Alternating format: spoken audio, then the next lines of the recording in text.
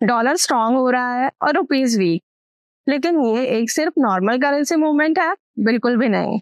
आज इंडिया का rupees pressure में है, स्टॉक मार्केट वोलाटाइल है और ग्लोबल टेंशन पूरी दुनिया के मार्केट को इम्पैक्ट कर रहा है।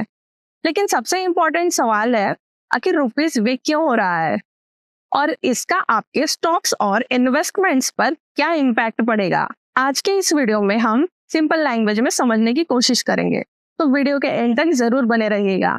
देखिए, जब अमेरिका में इंटरेस्ट रेट्स और यूएस बॉन्ड यील्ड हाई होते हैं तो ग्लोबल इन्वेस्टर्स को यूएस मार्केट सेफर और अट्रैक्टिव लगने लगता है। सिंपल लैंग्वेज में, इन्वेस्टर्स अपना पैसा रिस्की इमर्जिंग मार्केट से निकाल कर डॉलर एसेट्स में शिफ्ट कर देते हैं।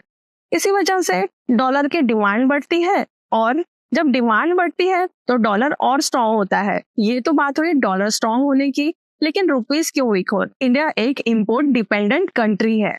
स्पेशली क्रूड ऑयल के केस में हम अपनी जरूरत का लगभग 85% क्रूड ऑयल इंपोर्ट करते हैं। जब ग्लोबल क्रूड ऑयल प्राइस बढ़ते हैं तो इंडिया को ज्यादा डॉलर्स देने पड़ते हैं इंपोर्ट्स के लिए। इससे डॉलर की डिमांड और बढ़ जाती है और रुपीस पर प्रेशर आता है। साथ ही जब एफआईएस इंडियन स्टॉक मार्केट से सेलिंग कर देते हैं और पैसा बाहर ले जाते हैं, तब भी डॉलर की डिमांड बढ़ती है और रुपीस वीक होने लगता है। और जब डॉलर ग्लोबली स्ट्रांग होने लगता है तो इमर्जिंग मार्केट्स जैसे इंडिया पर एडिशनल प्रेशर क्रिएट होता है। अब बात करते हैं ग्लोबल टेंशन की।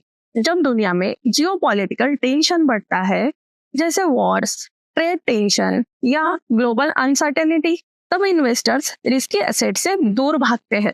इस सिचुएशन में स्टॉक मार्केट पे प्रेशर आता है, एफआईएस सेलिंग बढ़ा देते हैं, रुपीस वीक हो जाता है और वोलेटिलिटी इंक्रीज हो जाती है। इसी वजह से आप मार्केट में शार्प अप्स एंड डाउन देखते हैं। अब सबसे इम्पोर्टेंट पार्ट, इसका स्टॉक मार्केट पर इम्पैक्ट कैसे होता है। देखिए, कुछ ऐसे सेक्टर्स हैं जो अंडर प्रेशर है। फर्स्ट है एविएशन सेक्टर। फ्यूल और डॉलर बेस्ड एक्सपेंसेस बढ़ने से एयरलाइन पर प्रेशर आता है। सेकेंड है ऑटो एंड इलेक्ट्रॉनिक्स। माइक्रोचिप्स और इम्पोर्टेड कंपोनेंट्स महंगे हो जाते हैं जिससे कॉस्ट बढ़ जाती है। थर्ड है paints and chemicals. Crude link raw material expensive होने से मार्जिन इम्पैक्ट होता है। अब बात करते हैं हम उन सेक्टर्स की जिनको डॉलर की प्राइस बढ़ने से बेनिफिट होती है। जैसे कि फर्स्ट है आईटी सेक्टर। देखिए, टीसीएस, इंफोसिस और विप्रो जैसे कंपनीज डॉलर में अर्न करती हैं। वीक रुपीस इनके रेवेन्यू को सपोर्ट करता है। सेकेंड है फार्मा सेक्टर।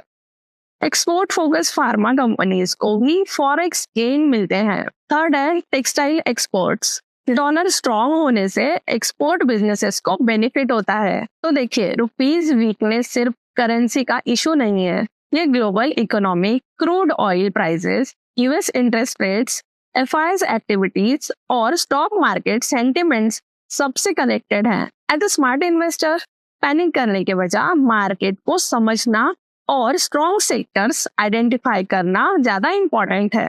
ये वीडियो सिर्फ एजुकेशनल पर्पस के लिए है। मार्केट इन्वेस्टमेंट रिस्क के सब्जेक्ट्स है। कोई भी इन्वेस्टमेंट डिसीजन लेने से पहले अपना रिसर्च जरूर करें। आपको क्या लगता है, क्या रुपीस पर प्रेशर और बढ़ सकता है?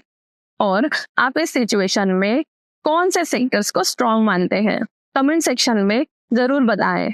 अगर आपको ये वीडियो इंफॉर्मेटिव लगा हो तो लाइक करें, सब्सक्राइब करें एंड बेल आइकन को प्रेस करें। मिलते हैं नेक्स्ट वीडियो में। Stay informed, stay invested. Thank you so much.